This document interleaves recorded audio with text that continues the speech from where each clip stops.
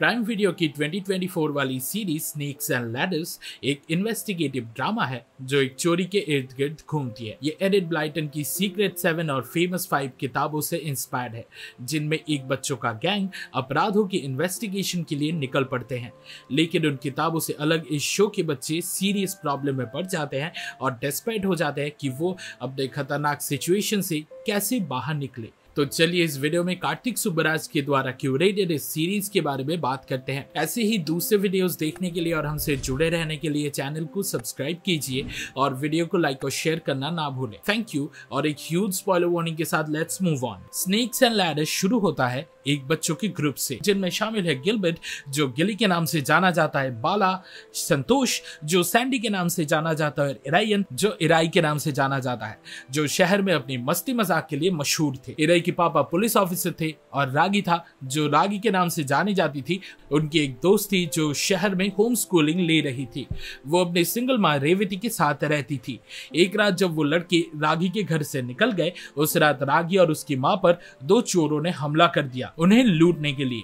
चोरों के नाम थे पारी और ब्लेड। ब्लेड बड़ा था और उसने रेवती को इतना मारा कि वो हॉस्पिटल पहुंचते ही कोमा में चली गई। उसी रात ब्लेड और पारी दोनों अलग हो गए और पारी लूट के साथ रागी के घर से निकल गया। ब्लेड गिली के घर में घुस गया और खुद को किचन के कैबिनेट में छुपा लिया। उस छोटे बच्चे ने एक चोर के होने का अंदाजा लगा लिया था और उसने बड़ी चालाकी से उसको अंदर से बंद कर दिया। बाद में गिली ने उसे मरा हुआ देखा और घबरा गया। उसने अपने दोस्तों के साथ मिलकर प्रॉब्लम का सलूशन ढूंढने की कोशिश की। उन्होंने बॉडी को गिली के घर के आंगन में छुपा दिया और उस पे फूल के गमले रख दिए ताकि किसी को शक ना हो। रिको पारी और ब्लेड के गैंग का लीडर था। रिको ब्लेड पर गुस्सा था क्योंकि उसने म्यूजियम से चोरी के बाद सीधा उसके पास आने की जगह दूसरी राह पकड़ ली थी। जब पारी वापस अपने गैंग के अड्डे में आया, उसने बोला कि ब्लेड ने गिली के घर को लूटने का प्लान बनाया था। रिको और उसके आदमी पारी पर भरोसा करने को तैयार नहीं थे और क्योंकि ब्लेड वापस नहीं आया, सबने सोचा कि शायद वो म्यूजियम और रागी के घर से चुराए गए सामान के साथ भाग गया होगा। पारी को गैंग ने बंद करके रखा था। रिको का बिजनेस पार्टनर लेनेट, जो लियो के नाम से जाना जाता है, एक कंपनी का एम्प्लॉय था जो सीसीटीवी कैमरास बेचती और इंस्टॉल करती थी। उन्होंने उस म्यूजियम में भी सीसीटीवी कैमरास लगवाए थे और लियो चोरी में इसलिए इन्वॉल्व था क्योंकि उसका उन फुटेजेस पे एक्सेस था। रिको और लियो ने आयरा, एक माफिया डॉन को म्यूजियम से चुराए गए एक लॉकेट देने का वादा किया था। क्योंकि ब्लेड का पता अब नहीं चल रहा था तो अब उन्हें ही उस लॉकेट का भुगतान भरना था। रागी ने लड़कों को उन दोनों चोरों के बारे में बताया जो उसके घर को लूटने आए थे और वो पुलिस को ये भी बताने वाली थी कि वे चोर उसके घर के बाद गिली के घर जाने का प्लान बना रहे थे। उन बच्चों के पास अब और कोई चॉइस नहीं थी और उन्होंने उसे गिली के घर में छुपाई गई डेड बॉडी के बारे में बताया। एराई ने प्लान बनाया कि मरे हुए चोर के पार्टनर को फंसाया जाए ताकि पुलिस उन्हें इस मर्डर के लिए जिम्मेदार ना समझे। उसका ये भी मानना था कि चोर किसी गैंग के लिए काम कर रहे होंगे जो उनके छुपाए गए वैल्यूएबल चीजों को ढूंढ रहे होंगे। वो सबूतों का एक ट्रेल बनाना चाहते थे, लेकिन वो इतना परफेक्ट होना चाहिए था कि ना ही वो गैंग और ना ही पुलिस उन्हें पकड़ सके। संतोष के पापा घर कम आते थे। वो हमेशा उसको अब्यूज करते थे और संतोष उनसे ज्यादा प्यार भी नहीं करता था। बच्चों के स्कूल के राइवल विनय को सोने के गहने बेचते हुए देखा गया और उसके पापा को इस बारे में पता चल गया। विनय के पापा ने उससे पूछा और उसने तुरंत कन्फेस किया कि उसने ये संतोष के बैग से चुराया था। संतोष के पापा को इस घटना के बारे में बताया गया और उन्होंने उसे बिल्कुल माफ नहीं किया। संतोष ने उन्हें बताया कि चोर गिली के घर में मारा गया था और उन्होंने बस उसकी बॉडी को छुपाया था। संतोष के पापा हैरान रह गए और बच्चों ने उन्हें गिली के आंगन में गड्ढा खोदते हुए देखा क्योंकि वो उस सोने और जेवर को चुराने का प्लान बना रहे थे। बच्चों और रागी ने उन्हें जल्दी गिली के घर में बंदी बना लिया और उनको ब्लैकमेल किया उनकी मदद करने के लिए ताकि पुलिस गिली के घर पर कोई चीज ढूंढने ना आए। रागी बीमार थी, इस वजह से वो इराई के घर में रह रही थी और दोनों अच्छे दोस्त बन गए थे।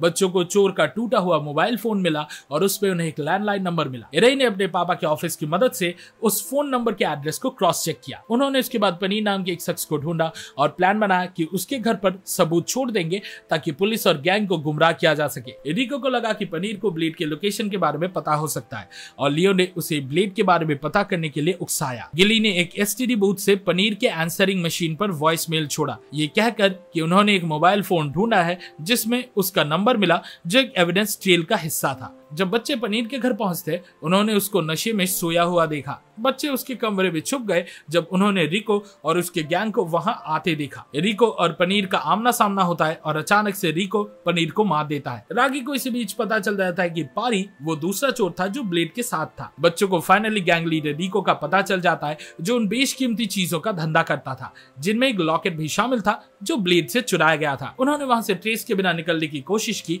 लेकिन एलेक्स जो रिको का आदमी था उन्हें देख लेता है।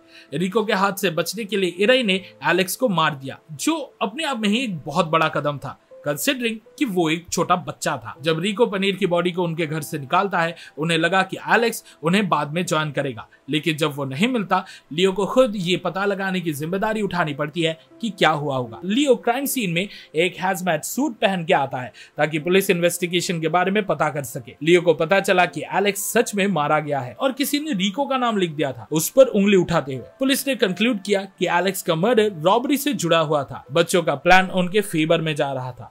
लियो ने रिको को इस बारे में बताया और रिको ने अपने गैंग को कहा कि उन्हें शहर छोड़ना होगा। लियो को यह भी पता करना था कि कौन उनके गैंग को फंसाने की कोशिश कर रहा था। जल्दी ही पुलिस गिल्ली के घर आ गई क्योंकि उन्हें शक था कि यहाँ एक और चोरी का अटेम्प्ट हुआ हो सकता है।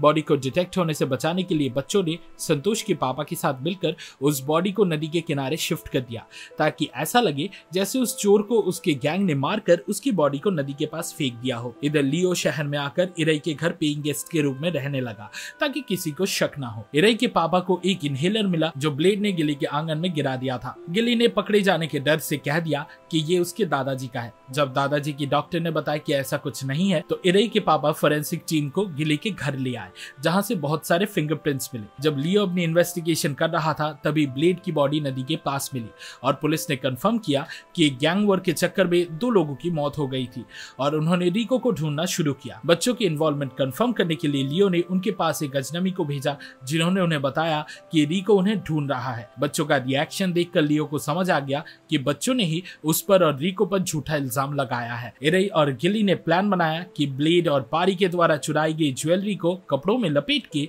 एक एयर बैग में रख दिया जाए। उन्होंने ऐसे 3 बैग्स बनाए ताकि गैंग उनका पीछा कर भी ले, उन बेशकीमती चीजों को ट्रेस करना मुश्किल हो जाए। लियो को इरई के कमरे में एलेक्स के मर्डर में इस्तेमाल की गई वेपन मिली जो कंफर्म करती थी कि बच्चों ने उस पर और उसके गैंग पर इल्जाम लगाया था।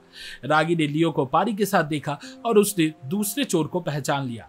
लियो ने अपना फोन उस बैग में रख दिया जो इरई और गिली ने डोनेट करने के लिए तैयार किया था। लियो ने भरत, संतोष और रागी को किडनैप भी करवा लिया। लियो शायद बच्चों से ब्लेड के मर्डर के बारे में उनका रोल कन्फेस करवाना चाहता था और ये पता लगाना चाहता था कि उन्होंने उस सोने जेवरात को कहां छुपा के रखा है। स्नेक्स एंड लैडर्स के आखिरी एपिसोड में इरई और गिली ने लियो को पकड़वाने का प्लान बनाया। बच्चों के पास सिर्फ इरई के पापा की मदद थी जो उस चोरी को सॉल्व करने के एकदम करीब थे। इरई, गिली और बाकी सब शुरू से ही पुलिस के पास जाने के खिलाफ थे, लेकिन उनके दोस्तों की जान खतरे में थी, इसलिए उन्होंने पुलिस की मदद लेना जरूरी समझा। इरई और गिली ने पुलिस को ब्लेड और एलेक्स के मर्डर के बारे में कुछ नहीं बताया। इरई ने रागी, संतोष और भरत को रिको के हाथ से बचा लिया। पारी भी बचा रहा और इरई के पापा के सामने आ गया और जल्द ही अरेस्ट भी हो गया। ब्लेड के गायब होने के बाद से पारी परेशान था। उसने ब्लेड के कहने पर ही इस काम को करने का डिसीजन लिया था क्योंकि उसको पैसे की बहुत जरूरत थी। इस पूरे एक्सपीरियंस ने उसका आंख खोल दिया था क्योंकि उसका पूरा गैंग उस पर विश्वास नहीं करता था, इसलिए उसने अपने आप को अकेला महसूस किया। उसने सरेंडर करने की कोशिश की थी लेकिन लियो ने उसका प्लान बिगाड़ दिया। पारी को लगा कि अगर वो पुलिस के साथ कोऑपरेट करेगा तो उसकी सजा कम हो सकती है। उसका अपनी गर्लफ्रेंड से वापस मिलना उस क्राइम भरी जिंदगी को छोड़ने का एक नया साइन था। इरई के पापा ये जानकर हैरान हो गए। लियो जो इस पूरे प्लान का मास्टरमाइंड था उनके घर में ही रह रहा था। इधर लियो के मन में बड़े प्लान्स चल रहे थे, इसलिए वो चीजों को रैप अप करने की कोशिश कर रहा था। उसने रिको और उसके गैंग को कहा कि वो शहर छोड़ दे ताकि अगर उनमें से कोई भी पकड़ा जाए तो उसका नाम बाहर ना आए। वो बहुत ही चालाक था, लेकिन आखिर में बच्चों की वजह से वो पकड़ा गया। लियो को डॉन आयरा का लॉकेट नहीं मिला, पर उसका भाग जाना यह दर्शाता था कि वो वापस जरूर आएगा। गिली अब अपने पेरेंट्स के साथ रहने के लिए शहर छोड़ रहा था। बाकी सब खुश नहीं थे क्योंकि इसका मतलब था उनके दोस्ती का दी एंड। मगर क्योंकि गिली हमेशा अपने माँ बाप के साथ रहना चाहता था, ये उसकी लाइफ का एक पॉजिटिव डेवलपमेंट था। गिली ने चुराए गए खजाने में से एक लॉकेट इरई को दे दिया और कहा कि इसे अपनी दोस्ती के निशानी के रूप में रखे। वो लॉकेट उन सारी मुसीबतों का एक मेमेंटो था। ये हैरत की बात थी कि इरई ने एक इंसान को मार दिया था, लेकिन मेकर्स ने उस चीज को काफी नॉर्मल तरीके से दिखा दिया। एनीवे, स्नेक्स एंड लैडर्स के एंड में आयरा एक बूढ़े आदमी को धमका रहा था जो उसे वो वैल्यूएबल लॉकेट देने वाला था जो म्यूजियम से लियो के लोगों ने चुराया था। क्योंकि लियो अभी गायब हो गया था, उस लॉकेट का कोई पता आयरा के पास अभी नहीं था। मेगस ने आयरा का चेहरा नहीं दिखाया क्योंकि ये अगले सीजन के सेटअप के लिए जरूरी था, जो शायद पुलिस और माफिया के लियो लॉकेट को ढूंढने पर फोकस करेगा। लेकिन इस सीजन की हड़बड़ी और गलतियों को देखते हुए अगले सीजन का आना थोड़ा मुश्किल लगता है। इस वीडियो को देखने के लिए शुक्रिया। स्नेक्स एंड लैडर्स देखने का आपके एक्सपीरियंस के बारे में कमेंट सेक्शन में जरूर शेयर करें। सिनेमा सीरीज के वीकली डोज के लिए लाइक बटन दबाकर हमारे चैनल को सब्सक्राइब करें।